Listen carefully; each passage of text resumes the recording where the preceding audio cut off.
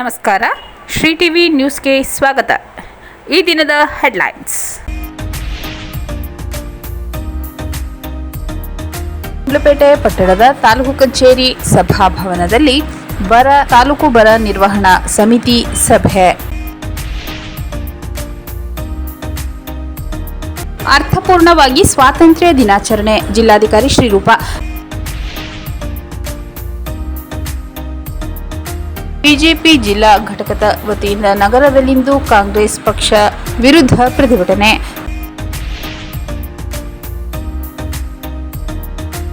ಪಾಲಾರ್ನಲ್ಲಿ ಆದಿವಾಸಿಗಳ ಮನೆ ನಿರ್ಮಾಣಕ್ಕೆ ಅಡ್ಡಿ ಬೇಡ, ಸಂಸದ ಸುನಿಲ್ ಬೋಸ್. ಋಗ್ವೇದಿ ಯೂತ್ ಕ್ಲಬ್ನಲ್ಲಿ ಬಾಲಗಂಗಾಧರ ತಿಲಕ್ ಹಾಗೂ ಚಂದ್ರಶೇಖರ್ ಆಜಾದ್ ರವರ ಜನ್ಮದಿನದ ಆಚರಣೆ.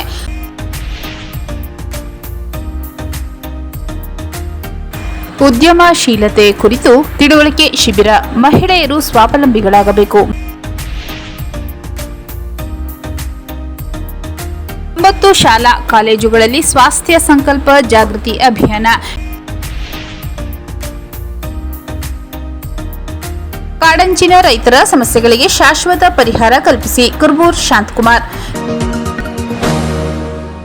ಗುಂಡ್ಲುಪೇಟೆ ಪಟ್ಟಣದ ತಾಲೂಕು ಕಚೇರಿ ಸಭಾಭವನದಲ್ಲಿ ತಾಲೂಕು ಬರ ನಿರ್ವಹಣಾ ಸಮಿತಿ ಸಭೆ.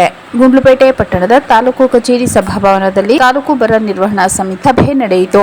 ಸಭೆಯ ಅಧ್ಯಕ್ಷತೆ ವಹಿಸಿ ಮಾತನಾಡಿದ ಶಾಸಕರಾದ ಎಚ್ಎಂ ಗಣೇಶ್ ಪ್ರಸಾದ್ ರವರು, ಕುಡಿಯುವ ನೀರಿನ ಸಮಸ್ಯೆ ಸಂಬಂಧ ತಾಲೂಕಿನ ಹಲವು ಗ್ರಾಮಗಳಿಂದ ಸಾಕಷ್ಟು ದೂರು ಕೇಳಿಬಂದಿದೆ. ಪಿಡಿಒಗಳು ಕೇಂದ್ರ ಸ್ಥಾನದಲ್ಲಿದ್ದು ಸಮರ್ಪಕವಾಗಿ ನೀರು ಪೂರೈಕೆಗೆ ಕ್ರಮ ವಹಿಸಬೇಕು. ಅನಗತ್ಯವಾಗಿ ಕೊಳವೆ ಬಾವಿ ಕೊರೆಸುವ ಬದಲು ತೀವ್ರ ಸಮಸ್ಯೆ ಇರುವ ಕಡೆ ಬೋರ್ವೆಲ್ ಹಾಕಿಸಬೇಕು. ಜೊತೆಗೆ ರೀಡ್ರಿಲ್ ಮಾಡಿಸಿ ನೀರಿನ ಸಮಸ್ಯೆ ಪರಿಹರಿಸುವಂತೆ ತಾಕೀತು ಮಾಡಿದರು. ಗ್ರಾಮ ಪಂಚಾಯಿತಿಯಲ್ಲಿ ಕುಡಿಯುವ ನೀರಿನ ಜೊತೆಗೆ ಸ್ವಚ್ಛತೆಗೆ ಹೆಚ್ಚಿನ ಒತ್ತು ಕೊಡಬೇಕು. ನೀರುಗಂಟಿ ಸರಿಯಾಗಿ ನೀರು ಪೂರೈಕೆ ಮಾಡುವಂತೆ ನೋಡಿಕೊಳ್ಳಬೇಕು ಎಂದರು. ವಿವಿಧ ಬೆಳೆಗಳಿಗೆ 8,000 ರೈತರು ವಿಮೆಗೆ ನೋಂದಾಯಿಸಿಕೊಂಡಿದ್ದು, ಸೂರ್ಯಕಾಂತಿ ಬಿತ್ತನೆಯಾಗಿ ಹೂವಿನ ಹಂತಕ್ಕೆ ಬಂದು ಶೇಕಡ 60ರಿಂದ 70% ನಷ್ಟ ಅನುಭವಿಸಿರುವ ರೈತರಿಗೆ ಮೊದಲ ಹಂತದಲ್ಲಿ ಶೇಕಡ 25% ವಿಮಾ ಕಂಪನಿ ನೀಡುತ್ತದೆ. ಉಳಿದ ಪರಿಹಾರವನ್ನು ಬೆಳೆ ಕಟಾವು ಮುಗಿದ ಬಳಿಕ ನಿಖರವಾಗಿ ಇಳುವರಿ ನಷ್ಟ ಅನುಭವಿಸಿದ ಆಧಾರದ ಮೇಲೆ ನೀಡಲಾಗುತ್ತದೆ. ವಿಮಾ ನೋಂದಣಿ ಮಾಡಿದವರಿಗೆ ಪ್ರತಿ ಎಕರೆ ಸೂರ್ಯಕಾಂತಿಗೆ 13ರಿಂದ 14,000 ರು ಸಿಗಲಿದೆ ಎಂದು ಕೃಷಿ ಇಲಾಖೆ ಸಹಾಯಕ ನಿರ್ದೇಶಕ ಶಶಿಧರ್ ಮಾಹಿತಿ ನೀಡಿದರು. ಮುಂದಿನ ದಿನದಲ್ಲಿ ಮಳೆಯಾಗದಿದ್ದರೆ ಮೇವಿನ ಸಮಸ್ಯೆ ಉಂಟಾಗಲಿದೆ ಎಂದು ಪಶು ಇಲಾಖೆ ಸಹಾಯಕ ನಿರ್ದೇಶಕ ಮಾದೇಶ್ ಹೇಳಿದರು. ತಾಲೂಕು ಆರೋಗ್ಯ ಅಧಿಕಾರಿ ಡಾಕ್ಟರ್ ಅಲೀಂ ಪಾಷಾ ಮಾತನಾಡಿ, ಮಾನ್ಸೂನ್ ಕಡಿಮೆ ಇರುವುದರಿಂದ ಡೆಂಗ್ಯೂ ಜ್ವರ ಪ್ರಕರಣ ಕಂಡುಬಂದಿಲ್ಲ. ಇದಕ್ಕೆ ತಾಲೂಕು ಆಸ್ಪತ್ರೆಯಲ್ಲಿ ಉಚಿತ ಚಿಕಿತ್ಸೆ ನೀಡಲಾಗುತ್ತಿದ್ದು, ಗ್ರಾಮ ಪಂಚಾಯತ್ ವ್ಯಾಪ್ತಿಯಲ್ಲಿ ಡೆಂಗ್ಯೂ ಬಗ್ಗೆ ಅರಿವು ಮೂಡಿಸಲಾಗುತ್ತಿದ್ದು, ಕುಡಿಯುವ ನೀರಿನ ಶುದ್ಧತೆ ಬಗ್ಗೆ ಕ್ರಮ ಕೈಗೊಳ್ಳಲಾಗಿದೆ ಎಂದರು. ವೈದ್ಯರು ಉನ್ನತ ವ್ಯಾಸಂಗಕ್ಕೆ ತೆರಳಿರುವ ಹಿನ್ನೆಲೆಯಲ್ಲಿ ಸ್ವಲ್ಪ ಸಮಸ್ಯೆ ಉಂಟಾಗಿದ್ದು, ಗುತ್ತಿಗೆ ಆಧಾರದ ಮೇಲೆ ವೈದ್ಯರ ನೇಮಕಕ್ಕೆ ಜಿಲ್ಲಾಧಿಕಾರಿಗಳ ಬಳಿ ಅನುಮತಿ ಪಡೆದುಕೊಳ್ಳಲಾಗಿದೆ ಎಂದು ತಾಲೂಕು ಆರೋಗ್ಯ ಅಧಿಕಾರಿ ತಿಳಿಸಿದರು. ಸಭೆಯಲ್ಲಿ ತಹಸೀಲ್ದಾರ್ ಎಂಎಸ್ ತನ್ಮಯ್, ತಾಲೂಕು ಪಂಚಾಯತ್ ಇಒ ಷಣ್ಮುಗಂ ಸೇರಿದಂತೆ ವಿವಿಧ ಇಲಾಖೆಗಳ ತಾಲೂಕು ಮಟ್ಟದ ಅಧಿಕಾರಿಗಳು, ಗ್ರಾಮ ಪಂಚಾಯತಿ ಪಿಡಿಒ ಹಾಜರಿದ್ದರು. ಅರ್ಥಪೂರ್ಣವಾಗಿ ಸ್ವಾತಂತ್ರ್ಯ ದಿನಾಚರಣೆ. ಜಿಲ್ಲಾಧಿಕಾರಿ ಶ್ರೀರೂಪ. ನಗರದ ಜಿಲ್ಲಾಧಿಕಾರಿ ಕಚೇರಿ ಸಭಾಂಗಣದಲ್ಲಿ ಸ್ವಾತಂತ್ರ್ಯ ದಿನಾಚರಣೆ ಸಂಬಂಧ ವಿವಿಧ ಸಂಘಟನೆಗಳ ಮುಖಂಡರು, ಪ್ರತಿನಿಧಿಗಳು, ಅಧಿಕಾರಿಗಳೊಂದಿಗೆ ನಡೆದ ಪೂರ್ವಭಾವಿ ಸಭೆ ಅಧ್ಯಕ್ಷತೆ ವಹಿಸಿ ಮಾತನಾಡಿದ ಜಿಲ್ಲಾಧಿಕಾರಿ ಶ್ರೀರೂಪ ಅವರು, ರಾಷ್ಟ್ರೀಯ ಹಬ್ಬ ಸ್ವಾತಂತ್ರ್ಯ ದಿನದ ಆಚರಣೆಯನ್ನು ಅರ್ಥಪೂರ್ಣವಾಗಿ ಹಮ್ಮಿಕೊಳ್ಳಲು ವಿವಿಧ ಸಮಿತಿಗಳನ್ನು ರಚಿಸಲಾಗಿದ್ದು, ಆ ಪ್ರಕಾರ ಅಧಿಕಾರಿಗಳು ಕಾರ್ಯನಿರ್ವಹಿಸಲು ಸೂಚಿಸಲಾಗಿದೆ. ಸಂಘ ಸಂಸ್ಥೆಗಳ ಮುಖಂಡರು, ಪ್ರತಿನಿಧಿಗಳು ನೀಡುವ ಅಭಿಪ್ರಾಯ ಸಲಹೆ ಪರಿಗಣಿಸಿ ಅಚ್ಚುಕಟ್ಟು ಕಾರ್ಯಕ್ರಮ ರೂಪಿಸಲಾಗುತ್ತದೆ ಎಂದರು. ಸಭೆಯಲ್ಲಿ ಭಾಗವಹಿಸಿದ್ದ ಸಂಘಟನೆಗಳ ಮುಖಂಡರು ಮಾತನಾಡಿ, ಈ ಹಿಂದಿನಿಂದಲೂ ಜಿಲ್ಲಾಡಳಿತ ಆಚರಿಸುತ್ತಿರುವ ರಾಷ್ಟ್ರೀಯ ಕಾರ್ಯಕ್ರಮಗಳಿಗೆ ಎಲ್ಲ ಸಹಕಾರ ನೀಡುತ್ತಾ ಬಂದಿದ್ದೇವೆ. ಈ ಬಾರಿ ಉತ್ತಮವಾಗಿ ಸಿದ್ಧತೆ ಮಾಡಬೇಕು. ಬ್ಯಾಂಕ್, ಗ್ರಾಮ ಪಂಚಾಯಿತಿ ಕಚೇರಿ, ಹಾಲು ಒಕ್ಕೂಟ ಇನ್ನಿತರ ಸಂಘ ಸಂಸ್ಥೆಗಳು ಸ್ವಾತಂತ್ರ್ಯ ದಿನವನ್ನು ಕಡ್ಡಾಯವಾಗಿ ಆಚರಿಸಲು ಆದೇಶ ಹೊರಡಿಸಬೇಕೆಂದರು. ಸ್ವಾತಂತ್ರ್ಯ ದಿನದ ಆಚರಣೆಯಲ್ಲಿ ಶಿಷ್ಟಾಚಾರ ಪಾಲನೆಯಾಗಬೇಕು. ಸರ್ಕಾರಿ ಕಚೇರಿಯಲ್ಲಿ ದೀಪಾಲಂಕಾರ ಇರಬೇಕು. ಸಂಜೆ ವೇಳೆ ಚಾಮರಾಜೇಶ್ವರ ದೇವಾಲಯದ ಮುಂಭಾಗ ದೇಶಭಕ್ತಿ ಬಿಂಬಿಸುವ ಸಾಂಸ್ಕೃತಿಕ ಕಾರ್ಯಕ್ರಮ ಏರ್ಪಾಡು ಮಾಡಬೇಕು. ಎಲ್ಲಾ ವಾರ್ಡಲ್ಲೂ ಅಂದು ವಿಶೇಷ ಸ್ವಚ್ಛತೆ ಮಾಡಬೇಕೆಂದು ಸೇರಿದಂತೆ ಇನ್ನಿತರ ಅಭಿಪ್ರಾಯ ಸಲಹೆ ಮುಖಂಡರು ನೀಡಿದರು. 1997 ಆಗಸ್ಟ್ 15ರಂದು ಹೊಸದಾಗಿ ಜಿಲ್ಲೆ ರಚನೆಯಾದ ಹಿನ್ನೆಲೆಯಲ್ಲಿ ಸಂಸ್ಥಾಪನಾ ದಿನಾಚರಣೆ ಕಾರ್ಯಕ್ರಮವನ್ನು ಏರ್ಪಾಡು ಮಾಡಬೇಕು, ಅರ್ಥಪೂರ್ಣವಾಗಿ ಈ ಕಾರ್ಯಕ್ರಮ ಆಯೋಜನೆ ಮಾಡಬೇಕೆಂಬ ಸಲಹೆಯನ್ನು ಮುಖಂಡರು ನೀಡಿದರು. ಜಿಲ್ಲಾಧಿಕಾರಿಗಳು ಮಾತನಾಡಿ, ನಗರದ ಡಾಕ್ಟರ್ ಬಿ.ಆರ್. ಅಂಬೇಡ್ಕರ್ ಕ್ರೀಡಾಂಗಣದಲ್ಲಿ ಸ್ವಾತಂತ್ರ್ಯ ದಿನಾಚರಣೆಗೆ ಎಲ್ಲ ಅಗತ್ಯ ಸಿದ್ಧತೆ ಕೈಗೊಳ್ಳಲಾಗುತ್ತಿದ್ದು, ಸ್ವಾತಂತ್ರ್ಯ ಹೋರಾಟ, ದೇಶ ಪ್ರೇಮ, ಭಕ್ತಿ ಬಿಂಬಿಸುವ ವೈವಿಧ್ಯ ಕಾರ್ಯಕ್ರಮವನ್ನು ಈ ಬಾರಿ ವಿಶೇಷವಾಗಿ ಹಮ್ಮಿಕೊಳ್ಳಲು ಆಚರಿಸಲಾಗುತ್ತಿದೆ. ವಿದ್ಯಾರ್ಥಿಗಳಿಗೆ ಈ ಬಗ್ಗೆ ಸೂಕ್ತ ತಾಲೀಮು ಕೈಗೊಳ್ಳಲಾಗುವುದೆಂದು ಹೇಳಿದರು. ಬ್ಯಾಂಕ್, ಎಲ್ಲ ಗ್ರಾಮ ಪಂಚಾಯಿತಿ ಕಚೇರಿಗಳಲ್ಲಿ, ಸಂಘ ಸಂಸ್ಥೆಗಳಲ್ಲಿ ಸ್ವಾತಂತ್ರ್ಯ ದಿನಾಚರಣೆ ಆಚರಿಸಲು ಆದೇಶ ಹೊರಡಿಸಲಾಗುವುದು. ಅಧಿಕಾರಿಗಳು ಕಡ್ಡಾಯವಾಗಿ ಭಾಗವಹಿಸಲು ಸೂಚಿಸಲಾಗುವುದು. ಕಾರ್ಯಕ್ರಮ ನಡೆಯುವ ಕ್ರೀಡಾಂಗಣದಲ್ಲಿ ಶುದ್ಧ ಕುಡಿಯುವ ನೀರು, ವೈದ್ಯರನ್ನೊಳಗೊಂಡ ಆರೋಗ್ಯ ಸಿಬ್ಬಂದಿ ನಿಯೋಜಿಸಲಾಗುವುದು. ಒಟ್ಟಾರೆ ಯಾವುದೇ ಲೋಪಗಳಿಗೆ ಅವಕಾಶವಾಗದಂತೆ ರಾಷ್ಟ್ರೀಯ ಕಾರ್ಯಕ್ರಮಕ್ಕೆ ಎಲ್ಲ ಏರ್ಪಾಡು ಮಾಡಲಾಗುತ್ತದೆ ಎಂದರು. ಜಿಲ್ಲೆಯ ಸಂಸ್ಥಾಪನಾ ದಿನ ಆಚರಣೆ ಕ್ರಮ ಆಯೋಜನೆ ಸಂಬಂಧ ಮುಖಂಡರು ನೀಡಿರುವ ಸಲಹೆ ಪ್ರಸ್ತಾಪ ಪರಿಶೀಲಿಸಲಾಗುವುದೆಂದು ಜಿಲ್ಲಾಧಿಕಾರಿಗಳು ತಿಳಿಸಿದರು. ಜಿಲ್ಲಾ ಪಂಚಾಯತ್ ಸಿಇಒ ಮೋನಾರೋತ್, ಡಿವೈಎಸ್ಪಿ ಸ್ನೇಹರಾಜ್, ವಿವಿಧ ಇಲಾಖೆಗಳ ಅಧಿಕಾರಿಗಳು, ವಿವಿಧ ಸಂಘಟನೆಗಳ ಮುಖಂಡರು ಸೇರಿದಂತೆ ಇತರರು ಸಭೆಯಲ್ಲಿ ಹಾಜರಿದ್ದರು. ಬಿಜೆಪಿ ಜಿಲ್ಲಾ ಘಟಕದ ವತಿಯಿಂದ ನಗರದಲ್ಲಿಂದು ಕಾಂಗ್ರೆಸ್ ಪಕ್ಷ ವಿರುದ್ಧ ಪ್ರತಿಭಟನೆ. ನಗರದ ಶ್ರೀ ಚಾಮರಾಜೇಶ್ವರಿ ದೇವಸ್ಥಾನದ ಮುಂಭಾಗ ಜಮಾಯಿಸಿದ ಪ್ರತಿಭಟನಾಕಾರರು ಕೆಲಕಾಲ ಪ್ರತಿಭಟನೆ ನಡೆಸಿದರು. ಕಾಂಗ್ರೆಸ್ ಪಕ್ಷ ರಾಹುಲ್ ಗಾಂಧಿ, ಡಿಕೆ ಶಿವಕುಮಾರ್, ಬಿಕೆ ಹರಿಪ್ರಸಾದ್ ವಿರುದ್ಧ ಘೋಷಣೆ ಕೂಗಿ ಆಕ್ರೋಶ ಹೊರಹಾಕಿದರು. ಬಿಜೆಪಿ ಜಿಲ್ಲಾಧ್ಯಕ್ಷ ಸಿಎಸ್ ನಿರಂಜನ್ ಕುಮಾರ್ ಮಾತನಾಡಿ, ದೇಶದಲ್ಲಿ ಅರಾಜಕತೆ ಸೃಷ್ಟಿ ಮಾಡಿ ಆಡಳಿತಕ್ಕೆ ತೊಂದರೆ ಕೊಡುವ ನಿಟ್ಟಿನಲ್ಲಿ ಅನೇಕ ದುಷ್ಟ ಶಕ್ತಿ ಯತ್ನಿಸುತ್ತಿದೆ. ಬೆಂಗಳೂರಿನಲ್ಲಿ ಬಿಜೆಪಿ ಕಾರ್ಯಕರ್ತರು ಪ್ರತಿಭಟನೆ ನಡೆಸಿದ್ದು, ಕಾಂಗ್ರೆಸ್ ಕಚೇರಿಗೆ ಮುತ್ತಿಗೆ ಹಾಕಲು ಹೋಗುತ್ತಿದ್ದ ವೇಳೆ ಅವರ ಮೇಲೆ ಮೊಟ್ಟೆ ಎಸೆದಿರುವುದು ಖಂಡನೀಯ. ಯಾವುದೇ ರಾಜಕೀಯ ಪಕ್ಷಗಳು, ಸಂಘಟನೆಗಳು ದೇಶದಲ್ಲಿ ಹೋರಾಟ ಮಾಡಲು ಸಂವಿಧಾನದಲ್ಲಿ ಹಕ್ಕು ಕೊಡಲಾಗಿದೆ. ಪ್ರತಿಭಟನೆ ಅಧಿಕಾರ ದುರ್ಬಳಕೆ ಮಾಡಿಕೊಳ್ಳುತ್ತಿರುವುದು ವಿಪರ್ಯಾಸ. ಇದನ್ನು ನೋಡಿ ಬಿಜೆಪಿ ಸುಮ್ಮನೆ ಕೂರುವುದಿಲ್ಲ ಎಂದರು. ಕಾಂಗ್ರೆಸ್ ನಾಯಕರ ಮೇಲೆ ಸಾರ್ವಜನಿಕರು ಮೊಟ್ಟೆ ಎಸೆಯಲು ಶುರು ಮಾಡಿದರೆ ನೀವು ಏನು ಮಾಡಲು ಸಾಧ್ಯ ಎಂದು ಪ್ರಶ್ನಿಸಿದ ಅವರು, ನಿಮ್ಮ ಅಧಿಕಾರ ದುರುಪಯೋಗಪಡಿಸಿಕೊಂಡು ವಿರೋಧ ಪಕ್ಷದವರ ಮೇಲೆ ದೌರ್ಜನ್ಯ ಮಾಡುವುದು ಸರಿಯಲ್ಲ ಎಂದರು. ಮೊಟ್ಟೆ ಹೊಡೆಯುವ ಸಂಸ್ಕೃತಿಯನ್ನು ಕಾಂಗ್ರೆಸ್ನವರು ಕೂಡಲೇ ಬಿಡಬೇಕು. ದೇಶಕ್ಕೆ ಮಾರಕವಾಗಿ ಬಂದಿರುವುದು ಕಾಂಗ್ರೆಸ್ ಕಾಕ್ರೋಚ್ ಪಾರ್ಟಿಯಾಗಿದ್ದು, ದೇಶದಿಂದ ಆ ಪಕ್ಷ ಆಚೆ ಹಾಕಬೇಕಿದೆ ಎಂದರು. ಪ್ರತಿಭಟನೆಯಲ್ಲಿ ಬಿಜೆಪಿ ರಾಜ್ಯೋಪಾಧ್ಯಕ್ಷ ಎನ್ ಮಹೇಶ್, ಬಿಜೆಪಿ ಪ್ರಧಾನ ಕಾರ್ಯದರ್ಶಿ ವೃಷಭೇಂದ್ರಪ್ಪ, ಮುಡ್ನಾಕೂಡ್ ಪ್ರಕಾಶ್, ಹೊನ್ನೂರು ಮಾದೇಸ್ವಾಮಿ, ಮುಖಂಡರಾದ ರಾಮಚಂದ್ರ ಎಂ, ಮಂಜು ಕೋಡಿ ಉಗ್ನೆ, ಬಾಲರಾಜ್ ಸೇರಿದಂತೆ ಇತರರು ಭಾಗವಹಿಸಿದ್ದರು. ಪಾಲಾರ್ನಲ್ಲಿ ಆದಿವಾಸಿಗಳ ಮನೆ ನಿರ್ಮಾಣಕ್ಕೆ ಅಡ್ಡಿ ಬೇಡ, ಸಂಸದ ಸುನಿಲ್ ಬೋಸ್. ಹನೂರು ತಾಲೂಕಿನ ಪಾಲಾರ್ ಗ್ರಾಮದಲ್ಲಿ ಸ್ಥಗಿತಗೊಂಡಿರುವ ವಿವಿಧ ಅಭಿವೃದ್ಧಿ ಕಾಮಗಾರಿ ಹಾಗೂ ಸ್ಥಳೀಯ ಸಮಸ್ಯೆಗಳ ಕುರಿತು ಗುರುವಾರ ನಡೆದ ಸಭೆಯಲ್ಲಿ ಮಾತನಾಡಿದ ಸಂಸದ ಸುನಿಲ್ ಬೋಸ್ ಅವರು ಅಧಿಕಾರಿಗಳಿಗೆ ಅಗತ್ಯ ಸೂಚನೆ ನೀಡಿದರು. ಪಾಲಾರ್ ಗ್ರಾಮದಲ್ಲಿ ಆದಿವಾಸಿ ಸಮುದಾಯದವರಿಗೆ ಸರ್ಕಾರ ಹಕ್ಕುಪತ್ರದಡಿ ನೀಡುವ ನಿವೇಶನದಲ್ಲಿ ಮನೆ ನಿರ್ಮಾಣ ಕಾರ್ಯ ನಡೆಯುತ್ತಿದ್ದು, ಅರಣ್ಯ ಇಲಾಖೆ ಅಧಿಕಾರಿಗಳು ಕಾಮಗಾರಿ ಪೂರ್ಣಗೊಳಿಸಲು ಅವಕಾಶ ನೀಡದೆ ತೊಂದರೆ ನೀಡುತ್ತಿರುವುದರ ಬಗ್ಗೆ ದೂರು ಬಂದಿದೆ ಎಂದು ಹೇಳಿದರು. ಒಂದೇ ಮನೆಯಲ್ಲಿ ಮಕ್ಕಳು, ಸೊಸೆಯಂದಿರು ಹಾಗೂ ಮೊಮ್ಮಕ್ಕಳು ಸೇರಿ ವಾಸಿಸುವುದು ಸಾಧ್ಯವಿಲ್ಲ. ಅವರ ಪರಿಸ್ಥಿತಿಯಲ್ಲಿ ನಾವಿದ್ದರೆ ಅವರ ಸಂಕಷ್ಟದ ಅರಿವಾಗುತ್ತಿತ್ತು. ಆದ್ದರಿಂದ ಹಕ್ಕುಪತ್ರ ಪಡೆದ ಫಲಾನುಭವಿಗಳ ಮನೆ ನಿರ್ಮಾಣ ಕಾಮಗಾರಿಗೆ ಯಾವುದೇ ರೀತಿ ತೊಂದರೆ ನೀಡಬಾರದು ಎಂದು ಅರಣ್ಯ ಇಲಾಖೆ ಅಧಿಕಾರಿಗಳಿಗೆ ಸೂಚಿಸಿದರು. ಪಾಲಾರ್ ಗ್ರಾಮದ ಅಭಿವೃದ್ಧಿ ಕಾಮಗಾರಿಗಳನ್ನು ಶೀಘ್ರ ಪೂರ್ಣಗೊಳಿಸಿ ಸಾರ್ವಜನಿಕರ ಸಮಸ್ಯೆಗಳನ್ನು ಆದ್ಯತೆಯ ಮೇರೆಗೆ ಪರಿಹರಿಸುವಂತೆ ಸಂಬಂಧಪಟ್ಟ ಅಧಿಕಾರಿಗಳಿಗೆ ನಿರ್ದೇಶನ ನೀಡಿದರು. ಸಭೆಯಲ್ಲಿ ತಹಸೀಲ್ದಾರ್ ಚೈತ್ರ, ಪರಿಶಿಷ್ಟ ವರ್ಗಗಳ ಕಲ್ಯಾಣಾಧಿಕಾರಿ ಬಿಂದ್ಯಾ, ಮಲೆಮಹದೇಶ್ವರ ವನ್ಯಜೀವಿ ಧಾಮದ ಎಸಿಎಫ್ ಸಂದೀಪ್, ಇಒ ಉಮೇಶ್, ತಾಲೂಕು ಪರಿಶಿಷ್ಟ ವರ್ಗಗಳ ಕಲ್ಯಾಣಾಧಿಕಾರಿ ರಾಜೇಶ್, ಎಡಬ್ಲ್ಯೂ ಸಂತೋಷ್ ಕುಮಾರ್, ಎಡಬ್ಲ್ಯೂ ಸುಧನ್ವಾ, ಪಿಡಿಒ ಕಿರಣ್, ಬ್ಲಾಕ್ ಕಾಂಗ್ರೆಸ್ ಅಧ್ಯಕ್ಷ ಈಶ್ವರ್, ಮುಖಂಡರಾದ ಮುಕುಂದ ವರ್ಮಾ, ಪುಟ್ಟರಾಜ್, ರಾಮಲಿಂಗಂ, ಶ್ರೀಕಾಂತ್, ರಾಮು, ರಮೇಶ್, ಮಹದೇಸ್ವಾಮಿ ಸೇರಿದಂತೆ ವಿವಿಧ ಇಲಾಖೆಗಳ ಅಧಿಕಾರಿಗಳು ಹಾಗೂ ಸಾರ್ವಜನಿಕರು ಉಪಸ್ಥಿತರಿದ್ದರು. ಋಗ್ವೇದಿ ಯೂತ್ ಕ್ಲಬ್ನಲ್ಲಿ ಬಾಲಗಂಗಾಧರ ತಿಲಕ್ ಹಾಗೂ ಚಂದ್ರಶೇಖರ್ ಆಜಾದ್ ರವರ ಜನ್ಮದಿನದ ಆಚರಣೆ.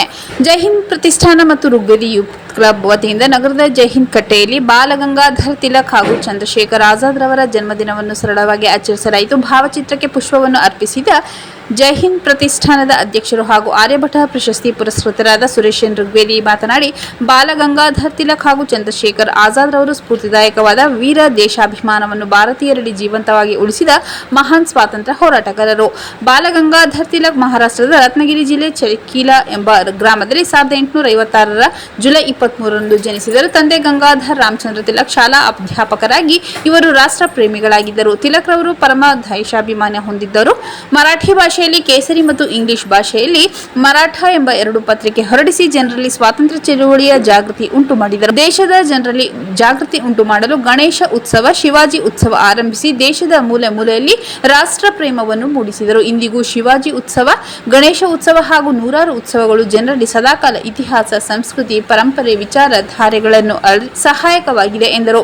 ಸ್ವದೇಶಿ ವಸ್ತುಗಳ ಬಳಕೆ ಚಿಂತನೆ ಬಗ್ಗೆ ಅಪಾರ ಜಾಗೃತಿಯನ್ನು ಮೂಡಿಸಿದರು. ಸೆರೆಮನೆ ಸೇರಿದ ತಿಲಕ್ ರವರು ಸೆರೆಮನೆಯಲ್ಲಿಯೇ ಗೀತಾ ರಹಸ್ಯ ಬರೆದರು. ದೇಶದ ಇತಿಹಾಸ, ಸಂಸ್ಕೃತಿ, ಪರಂಪರೆ ಬಗ್ಗೆ ಅಪಾರ ಜ್ಞಾನವನ್ನು ಹೊಂದಿದ್ದ ತಿಲಕ್ ರವರ ಚಿಂತನೆ, ಧೈರ್ಯ, ಸಾಹಸ, ಅಪ್ರತಿಮ ವೀರತ್ವ, ಅವರ ಸಂಗ್ರಾಮದ ಘೋಷಣೆಯಾದ ಸ್ವರಾಜ್ ನನ್ನ ಜನ್ಮಸಿದ್ಧ ಹಕ್ಕು, ಅದನ್ನು ನಾನು ಪಡೆದೇ ತೀರುತ್ತೇನೆಂಬ ಘರ್ಜನೆಯ ಮೂಲಕ ಬ್ರಿಟಿಷರ ಧೈರ್ಯವನ್ನು ಕುಸಿಯುವಂತೆ ಮಾಡಿದರು. ತಿಲಕ್ ರವರು ಸದಾಕಾಲ ಲಕ್ಷಾಂತರ ರಾಷ್ಟ್ರಭಕ್ತರಿಗೆ ಶಕ್ತಿಯಾದವರು. ಲೋಕಮಾನ್ಯ ಎಂದೇ ಹೆಸರಾದ ತಿಲಕ್ ರವರ ಸಾಧನೆ ಮರೆಯಲು ಸಾಧ್ಯವಿಲ್ಲ ಎಂದರು. ಮುಖ್ಯ ಅತಿಥಿಯಾಗಿದ್ದ ಅಖಿಲ ಭಾರತ ಸಾಹಿತ್ಯ ಪರಿಷತ್ನ ಪತ್ರಿಕಾ ಕಾರ್ಯದರ್ಶಿ ಬಿಕೆ ಆರಾಧ್ಯ ಮಾತನಾಡಿ, ಸ್ವಾತಂತ್ರ್ಯ ಸಂಗ್ರಾಮದ ಕ್ರಾಂತಿಕಾರರಲ್ಲಿ ಚಂದ್ರಶೇಖರ್ ಆಜಾದ್ ಹೆಸರು ಜನಜನಿತ. ಉತ್ತರ ಪ್ರದೇಶದಲ್ಲಿ ತಂದೆ ಪಂಡಿತ್ ರಾಮ್ ತಿವಾರಿ, ತಾಯಿ ಜಗರಾಣಿ ದೇವಿ ಕುಟುಂಬದಲ್ಲಿ ಜುಲೈ 23, 1904ರಲ್ಲಿ ಜನಿಸಿದರು. ಅಸಹಕಾರ ಚಳವಳಿಯಲ್ಲಿ ಬಂಧನಕ್ಕೊಳಗಾಗಿ ಸೆರೆಮನೆ ಅನುಭವಿಸಿದ ಆಜಾದ್ ರವರು ಹಿಂದೂಸ್ತಾನ್ ಸೋಷಿಯಲಿಸ್ಟ್ ರಿಪಬ್ಲಿಕ್ ಆರ್ಮಿಯ ಸದಸ್ಯರಾಗಿ ರಾಮ್ ಪ್ರಸಾದ್ ಬಿಸ್ಮಿಲ್ ಮಾರ್ಗದರ್ಶನದಲ್ಲಿ ಕ್ರಾಂತಿಕಾರಿ ಚಟುವಟಿಕೆಯಲ್ಲಿ ಪಾಲ್ಗೊಂಡರು. ಚಂದ್ರಶೇಖರ್ ಆಜಾದ್ ರವರು ಸ್ಟ್ಯಾಂಡರ್ಡ್ಸ್ ಎಂಬ ಬ್ರಿಟಿಷ್ ಅಧಿಕಾರಿಯ ಮೇಲೆ ದಾಳಿ ಮಾಡಿದ ಪ್ರಮುಖರಾಗಿದ್ದರು. ಚಂದ್ರಶೇಖರ್ ಆಜಾದ್ ಬಂಧನಕ್ಕೆ ಒಳಗಾಗುವುದನ್ನು ತಪ್ಪಿಸಲು ತಾವೇ ಗುಂಡಿಕ್ಕಿಕೊಂಡು ಫೆಬ್ರವರಿ 27, 1931ರಲ್ಲಿ ಹುತಾತ್ಮರಾದರು. ಆಜಾದ್ ಧೈರ್ಯಶಾಲಿ ಯುವ ಕ್ರಾಂತಿಕಾರಿ ಎಂದು ತಿಳಿಸಿದರು. ಕಾರ್ಯಕ್ರಮದಲ್ಲಿ ಪ್ರಕಾಶ್, ಬೋಜಪ್ಪ, ಮಂಜುನಾಥ್, ರವಿ ಸುಂದರ್ ಹಾಜರಿದ್ದರು.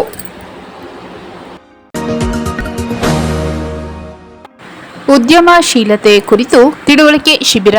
ಮಹಿಳೆಯರು ಸ್ವಾವಲಂಬಿಗಳಾಗಬೇಕು. ಕರ್ನಾಟಕ ಸರ್ಕಾರದ ಕೌಶಲ್ಯಾಭಿವೃದ್ಧಿ, ಉದ್ಯಮಶೀಲತೆ ಹಾಗೂ ಜೀವನೋಪಾಯ ಇಲಾಖೆ, ಕರ್ನಾಟಕ ಉದ್ಯಮಶೀಲತಾ ಅಭಿವೃದ್ಧಿ ಕೇಂದ್ರ ಧಾರವಾಡ, ಜಿಲ್ಲಾ ಕೈಗಾರಿಕಾ ಕೇಂದ್ರ ಚಾಮರಾಜನಗರ ಹಾಗೂ ಡಾಕ್ಟರ್ BS ಅಜಯ್ ಕುಮಾರ್ ನೇತೃತ್ವದ ಅಂತಾರಾಷ್ಟ್ರೀಯ ಮಾನವ ಅಭಿವೃದ್ಧಿ ಮತ್ತು ಏಳಿಗೆ ಸಂಸ್ಥೆಯ ಸಂಯುಕ್ತಾಶ್ರಯದಲ್ಲಿ ಚಾಮರಾಜನಗರ ಜಿಲ್ಲೆಯ ಭಾವಿ ಉದ್ಯಮಿದಾರರಿಗಾಗಿ ಆಯೋಜಿಸಿದ 1 ದಿನದ ಉದ್ಯಮಶೀಲತಾ ತಿಳುವಳಿಕೆ ಶಿಬಿರವನ್ನು ಉದ್ಘಾಟಿಸಿ ಮಾತನಾಡಿದ ಚಾಮರಾಜನಗರ ಜಿಲ್ಲಾ ಉದ್ಯೋಗ ವಿನಿಮಯ ಕಚೇರಿ ಉದ್ಯೋಗಾಧಿಕಾರಿ ಮೊಹಮ್ಮದ್ ಅಕ್ಬರ್ ರವರು, ಗುಂಪು ಚಟುವಟಿಕೆಗಳ ಮೂಲಕ ಉದ್ಯಮ ಆರಂಭಿಸಿ ಯಶಸ್ಸು ಸಾಧಿಸುವ ಅವಕಾಶ ಹೆಚ್ಚಿದ್ದು, ಸರ್ಕಾರದ ವಿವಿಧ ಯೋಜನೆಯನ್ನು ಪರಿಣಾಮಕಾರಿಯಾಗಿ ಬಳಸಿಕೊಳ್ಳುವಂತೆ ಸಲಹೆ ನೀಡಿದರು. ಸಂಸ್ಥೆಯ ಕಾರ್ಯಕ್ರಮ ವ್ಯವಸ್ಥಾಪಕ ಕೇಶವಮೂರ್ತಿ ಮಾತನಾಡಿ, ಉದ್ಯಮ ಆರಂಭಿಸುವ ಮೊದಲು ಮಾರುಕಟ್ಟೆಯ ಬೇಡಿಕೆ, ಉತ್ಪನ್ನಗಳ ಆಯ್ಕೆ ಹಾಗೂ ವ್ಯಾಪಾರದ ಸಾಧ್ಯತೆಗಳ ಕುರಿತು ಸಮಗ್ರ ಮಾಹಿತಿ ಪಡೆದುಕೊಳ್ಳುವುದು ಅಗತ್ಯ.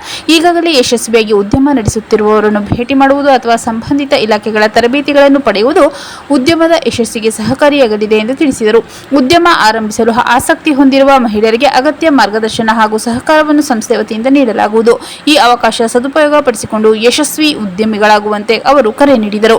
ಕಾರ್ಯಕ್ರಮದಲ್ಲಿ ಗುಂಡ್ಲುಪೇಟೆ SBI ಬ್ಯಾಂಕ್ ಶಾಖಾ ವ್ಯವಸ್ಥಾಪಕರಾದ ರೋಹಿತ್, ಸಿಕಾರ್ಡ್ ಸಂಸ್ಥೆಯ ಸಲಹೆಗಾರ MS ಮಧು, ತರಬೇತುದಾರ ಅರುಣ್ ಕುಮಾರ್, ಸಂಪನ್ಮೂಲ ವ್ಯಕ್ತಿಗಳಾದ ಕೃಷ್ಣಮೂರ್ತಿ ಹಾಗೂ ರವಿ, ಯಶಸ್ವಿ ಉದ್ಯಮಿ ಮತ್ತು ಅಂತಾರಾಷ್ಟ್ರೀಯ ಮಾನವ ಅಭಿವೃದ್ಧಿ ಮತ್ತು ಏಳಿಗೆ ಸಂಸ್ಥೆಯ ಸಿಬ್ಬಂದಿ ಉಪಸ್ಥಿತರಿದ್ದರು. 9 ಶಾಲಾ ಕಾಲೇಜುಗಳಲ್ಲಿ ಸ್ವಾಸ್ಥ್ಯ ಸಂಕಲ್ಪ ಜಾಗೃತಿ ಅಭಿಯಾನ. ಶ್ರೀ ಕ್ಷೇತ್ರ ಧರ್ಮಸ್ಥಳ ಗ್ರಾಮಾಭಿವೃದ್ಧಿ ಯೋಜನೆ, BC ಟ್ರಸ್ಟ್ ಚಾಮರಾಜನಗರ ಜಿಲ್ಲೆ ಹಾಗೂ ಅಖಿಲ ಕರ್ನಾಟಕ ಜನಜಾಗೃತಿ ವೇದಿಕೆ ಸಹಯೋಗದಲ್ಲಿ ಮಾದಕ ವಸ್ತುಗಳ ದುಶ್ಚಟಗಳ ಕುರಿತು ಅರಿವು ಮೂಡಿಸುವ ಉದ್ದೇಶದಿಂದ ಸ್ವಾಸ್ಥ್ಯ ಸಂಕಲ್ಪ ತರಬೇತುದಾರರ ಕಾರ್ಯಾಗಾರವನ್ನು ನಗರದ ಯೋಜನೆ ಎಲ್ಲ ಕಾಯಕ ಸೌಧ ಸಭಾಂಗಣದಲ್ಲಿ ಆಯೋಜಿಸಲಾಗಿದ್ದು, ಕಾಯಕದಲ್ಲಿ ಅಖಿಲ ಕರ್ನಾಟಕ ಜನಜಾಗೃತಿ ವೇದಿಕೆ ಕಾರ್ಯಾಧ್ಯಕ್ಷಿ ವಿವೇಕ್ ವಿನ್ಸೆಂಟ್ ಪಾಯಸ್ ಸಂಪನ್ಮೂಲ ವ್ಯಕ್ತಿಯಾಗಿ ಭಾಗವಹಿಸಿ 40 ಮಂದಿ ತರಬೇತುದಾರರಿಗೆ ಮಾದಕ ವಸ್ತುಗಳ ಸೇವನೆಯ ದುಷ್ಪರಿಣಾಮ ಹಾಗೂ ದುಶ್ಚಟಗಳಿಂದ ದೂರವಿರುವುದರ ಮಹತ್ವ ಕುರಿತು ಸಮಗ್ರ ಮಾಹಿತಿ ನೀಡಿದರು. ತರಬೇತಿ ಪಡೆದವರು ಮುಂದಿನ ದಿನದಲ್ಲಿ ಜಿಲ್ಲೆಯ ವಿವಿಧ ಶಾಲೆ ಮತ್ತು ಕಾಲೇಜಲ್ಲಿ ಆಯೋಜಿಸಲಿರುವ ಸ್ವಾಸ್ಥ್ಯ ಸಂಕಲ್ಪ ಕಾರ್ಯಕ್ರಮಗಳಲ್ಲಿ ಸಂಪನ್ಮೂಲ ವ್ಯಕ್ತಿಯಾಗಿ ಪಾಲ್ಗೊಂಡು ವಿದ್ಯಾರ್ಥಿಗಳಲ್ಲಿ ಮಾದಕ ವಸ್ತುಗಳ ದುಷ್ಪರಿಣಾಮ ಹಾಗೂ ದುಶ್ಚಟ ಮುಕ್ತ ಕುರಿತು ಜನಜಾಗೃತಿ ಮೂಡಿಸುವಂತೆ ಕರೆ ನೀಡಲಾಯಿತು. ಜಿಲ್ಲಾ ನಿರ್ದೇಶಕ ದಿನೇಶ್ ಮಾತನಾಡಿ, ಈ ತರಬೇತಿ ಫಲವಾಗಿ ಮುಂದಿನ 2 ತಿಂಗಳ ಅವಧಿಯಲ್ಲಿ ಜಿಲ್ಲೆಯ 90 ಶಾಲೆ ಮತ್ತು ಕಾಲೇಜುಗಳಲ್ಲಿ ಸುಮಾರು 10,000 ವಿದ್ಯಾರ್ಥಿನಿಯರಿಗೆ ಮಾದಕ ವ್ಯಸನದ ದುಷ್ಪರಿಣಾಮಗಳ ಕುರಿತು ಅರಿವು ಮೂಡಿಸುವ ಸ್ವಾಸ್ಥ್ಯ ಸಂಕಲ್ಪ ಕಾರ್ಯಕ್ರಮ ಹಮ್ಮಿಕೊಳ್ಳಲಾಗುವುದು ಎಂದು ತಿಳಿಸಿದರು. ಕಾರ್ಯಕ್ರಮದಲ್ಲಿ ಜಿಲ್ಲಾ ಜನಜಾಗೃತಿ ವೇದಿಕೆ ಅಧ್ಯಕ್ಷ ಪ್ರಸಾದ್ ಹೂರ್ದಹಳ್ಳಿ, ನಿಕಟಪೂರ್ವ ಅಧ್ಯಕ್ಷ ರವಿಶಂಕರ್, ತಾಲೂಕು ಯೋಜನಾಧಿಕಾರಿ, ಜನಜಾಗೃತಿ ವೇದಿಕೆ ಸದಸ್ಯರು ಹಾಗೂ ತರಬೇತುದಾರರು ಉಪಸ್ಥಿತರಿದ್ದರು. ಕಾಡಂಚಿನ ರೈತರ ಸಮಸ್ಯೆಗಳಿಗೆ ಶಾಶ್ವತ ಪರಿಹಾರ ಕಲ್ಪಿಸಿ ಕುರ್ಬೂರ್ ಶಾಂತಕುಮಾರ್.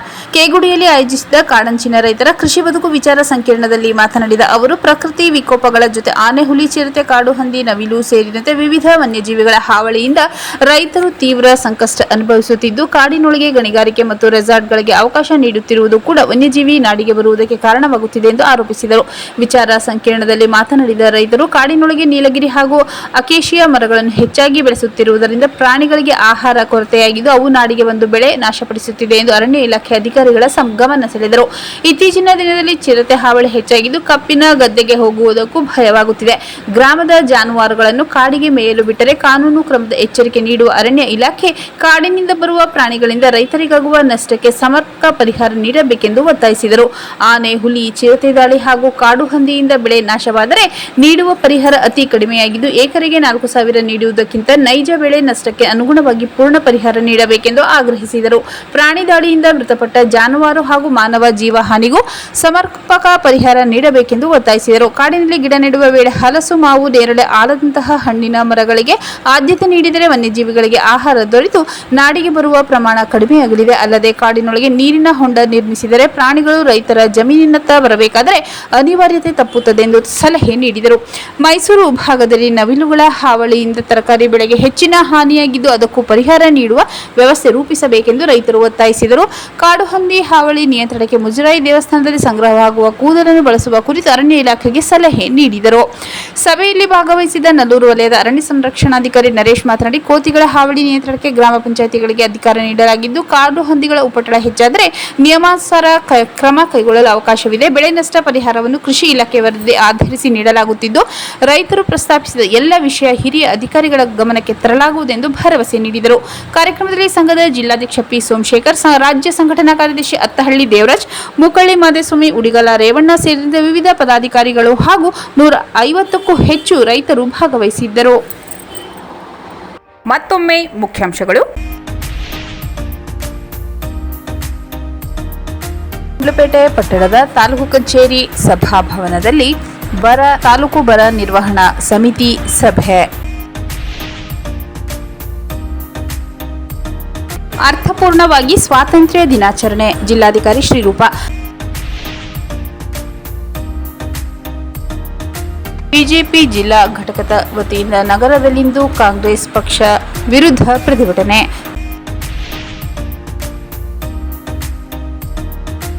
ಪಾಲಾರ್ನಲ್ಲಿ ಆದಿವಾಸಿಗಳ ಮನೆ ನಿರ್ಮಾಣಕ್ಕೆ ಅಡ್ಡಿ ಬೇಡ, ಸಂಸದ ಸುನಿಲ್ ಬೋಸ್. ಋಗ್ವೇದಿ ಯೂತ್ ಕ್ಲಬ್ನಲ್ಲಿ ಬಾಲಗಂಗಾಧರ ತಿಲಕ್ ಹಾಗೂ ಚಂದ್ರಶೇಖರ್ ಆಜಾದ್ ರವರ ಜನ್ಮದಿನದ ಆಚರಣೆ.